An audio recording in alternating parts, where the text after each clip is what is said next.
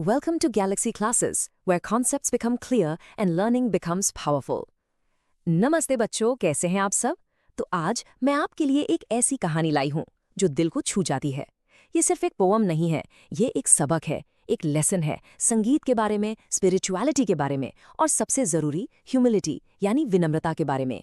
ये कहानी है शहंशाह अकबर की, उनके दरबार के नूर तानसेन की और एक ऐसे उस्ताद की जिनका संगीत इस दुनिया के लिए था ही नहीं, उनका संगीत तो सीधा ईश्वर के लिए था। सोचिए, शहंशाह अकबर जिनके पास सब कुछ था, दौलत, शोहरत, ताकत, anything he could wish for, लेकिन फिर भी दिल में एक अधूरापन था, एक ख्वाहिश थी, एक ऐसा संगीत सुनने की जो रूह को सुकून दे, जो स्वर्ग से आया हुआ लगे। उनकी ये तड़प, ये लॉन्गिंग इन शब्दों में दिखती है। Could I but see him once? काश मैं उन्हें सिर्फ एक बार देख पाता। तो चलिए इस खूबसूरत सफर पर निकलते हैं और तानसेन की इस कहानी को, एक एक लाइन को महसूस करते हैं। तो कहानी शुरू होती है अकबर के दरबार में, जहां तानसेन अपने गुरु, अपने उस्ताद के बारे में बता रहे हैं। वो कहते हैं, scorning its wealth, remote and far away, he dwells within a cave of Himalaya. Scorning its wealth, इसका मतलब है दुनिया की दौलत को ठुकरा कर, उससे नफरत करके। रिमोट एंड फार अवे यानी बहुत दूर, एकदम अकेले में। कहाँ? He dwells within a cave of Himalaya, वो हिमालय की एक गुफा में रहते हैं। उन्हें दौलत, शोहरत इन सब से कोई मतलब नहीं। उनके लिए संगीत पैसों के लिए नहीं, बल्कि पूजा है, एक साधना है। ये सुनते ही अकबर के दिल की बेचैनी और बढ़ जाती है। वो कहते हैं, could I but see him once, hear his celestial song, I would deny my state and walk in robes of poverty. Akbar कहते हैं, काश मैं उन्हें एक बार देख पाता, उनका सेलेस्टियल सॉन्ग यानी स्वर्गीय संगीत सुन पाता, और इसके लिए I would deny my state, मैं अपना राजपाट, अपनी शहंशाहत सब छोड़ दूंगा, and walk in robes of poverty, और एक गरीब बनकर फटे पुराने कपड़ों में भी रहने को तैयार हूं। सोचो बच्चों, एक शहंशाह एक गाना सुनने के लिए सब कुछ छोड़ने को तैयार है। इससे पता चलता है कि वो ख्वाहिश कितनी गहरी थी, कितनी रूहानी थी। यहाँ हम अकबर के दो रूप देखते हैं। एक तरफ है एम्परर अकबर और दूसरी तरफ है डिवोटी अकबर, एक भक्त। जब अकबर ने यह ख्वाहिश जाहिर की तो उनके समझदार संगीतकार तानसेन ने बड़े अदब से जवाब दिया। तानसेन ने कहा, एज यू डिजायर हुजूर, indeed it were better as a slave and poor to come. Tansen कहते हैं, हुजूर जैसा आप चाहें, लेकिन हाँ, वहां पर एक गुलाम और गरीब बनकर जाना ही बेहतर होगा। अब उन्होंने ऐसी शर्त क्यों रखी? क्योंकि for he lifted above the things of earth disdains to sing to earthly kings. मतलब उनके गुरु, उनके उस्ताद इस दुनिया की चीजों से बहुत ऊपर उठ चुके हैं और वो डिस्डेन्स यानी नापसंद करते हैं दुनिया के राजा महाराजाओं के लिए गाना। तो तानसेन ने साफ साफ बता दिया, अगर आपको वो दिव्य संगीत सुनना है तो आपको अपना एम्परर वाला ताज, अपना अहंकार यहीं दरबार में छोड़कर जाना होगा। और यही बात अकबर को महान बनाती है। वो फौरन मान गए। उनका सफर शुरू होता है। अगली लाइन देखिए कितनी खूबसूरत है। Long was the road and Akbar as a slave followed Tansen who rode towards the cave high in the mountains. Long was the road. रास्ता बहुत लंबा था, बहुत मुश्किल था, और इस रास्ते पर क्या हो रहा था? And Akbar as a slave followed Tansen, यानी अकबर हिंदुस्तान के शहंशाह एक गुलाम की तरह पैदल चल रहे थे तानसेन के पीछे, और तानसेन घोड़े पर सवार थे। जरा इस सीन को अपने दिमाग में इमेजिन कीजिए, कितना पावरफुल इमेज है ये। एक बादशाह अपना तख्त, अपना ताज, अपनी शान सब कुछ छोड़कर सिर्फ संगीत की तलाश में एक गुलाम बनकर पैदल चल रहा है। ये सफर सिर्फ पहाड़ों का नहीं था, ये सफर था अपने अहंकार को छोड़ने का। ये उनकी विनम्रता का, उनकी ह्यूमिलिटी का सबसे बड़ा प्रमाण था। और जब वो आखिर बार उस गुफा तक पहुंचे तो उन्होंने क्या किया? At the singer's feet, they knelt and prayed with supplication sweet. वो उस्ताद के पैरों में, उनके कदमों में नेल्ट यानी घुटनों के बल बैठ गए। कौन? शहंशाह अकबर और महान संगीतकार तानसेन। और उन्होंने सप्लिकेशन स्वीट यानी बहुत मीठी और विनम्र प्रार्थना की। उनकी प्रार्थना क्या थी? Towards thy shrine, lo we have journeyed long, O holy master, bless us with thy song. देखिए, वो उस गुफा को केव नहीं कह रहे, श्राइन कह रहे हैं, यानी एक तीर्थ स्थान, एक मंदिर। वो उस्ताद को उस्ताद नहीं, होली मास्टर कह रहे हैं। और वो गाना मांग नहीं रहे, वो कह रहे हैं, bless us with thy song, अपने संगीत से हमें आशीर्वाद दीजिए। इस अदब ने, इस इज्जत ने उस्ताद का दिल जीत लिया। तो यहाँ एक बहुत इंपॉर्टेंट सवाल उठता है, सच्चा दिव्य संगीत सुनने के लिए क्या चाहिए? क्या सिर्फ अच्छे कान काफी हैं, या फिर दिल में सच्ची लगन, सच्ची श्रद्धा और विनम्रता का होना भी जरूरी है। अकबर ने ये सब करके दिखाया। हम इस कहानी को एक प्रेरणा देने वाली कहानी की तरह समझ रहे हैं, जहां टैलेंट और डेडिकेशन दोनों इम्पॉर्टेंट हैं। तानसेन के पास बेहतरीन टैलेंट था, नो डाउट, लेकिन उस्ताद के पास टैलेंट के साथ ऐसी डेडिकेशन थी, ऐसी भक्ति थी जो उन्हें सीधा ईश्वर से जोड़ती थी। चलिए अब देखते हैं उस दिव्य संगीत का असर क्या हुआ।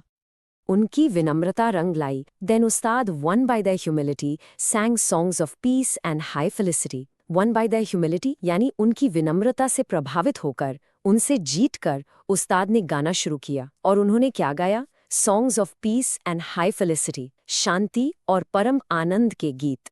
फेलिसिटी मतलब एक्सट्रीम हैप्पीनेस। और जब उन्होंने गाना शुरू किया तो मानो जैसे पूरी दुनिया थम गई। The Malkauns raga all ecstatic rang till birds and beasts enchanted as he sang gathered to hear. उन्होंने मलकूस रागा गाया और वो इतना दिव्य था, इतना एक्सटैटिक था कि आसपास के बर्ड्स एंड बीस्ट्स, पशु पक्षी भी एन्चेंटेड यानी जैसे उन पर कोई जादू हो गया हो, वो सब उस संगीत को सुनने के लिए इकट्ठे हो गए। जरा सोचिए वो नज़ारा। गुफा के बाहर शांत माहौल है, उस्ताद की आवाज गूंज रही है और हिरन, पक्षी सब शांति से बैठकर उस संगीत में डूबे हुए हैं, जैसे पूरी प्रकृति, पूरा नेचर उस संगीत की इबादत कर रहा हो।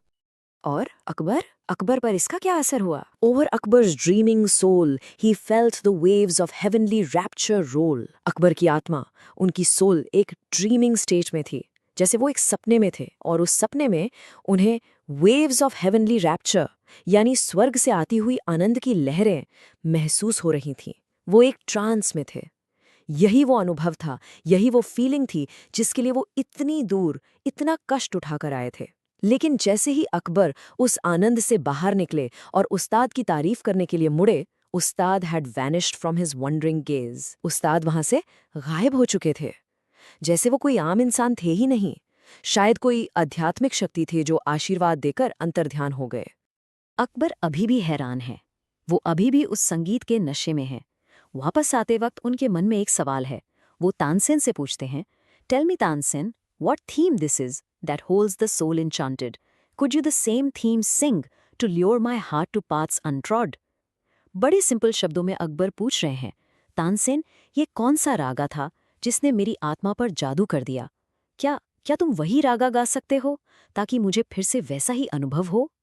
ये सवाल, ये बहुत ज़रूरी सवाल है, क्योंकि इसी सवाल का जवाब इस पूरी कहानी का सबसे बड़ा मैसेज है, सबसे बड़ा सबक है।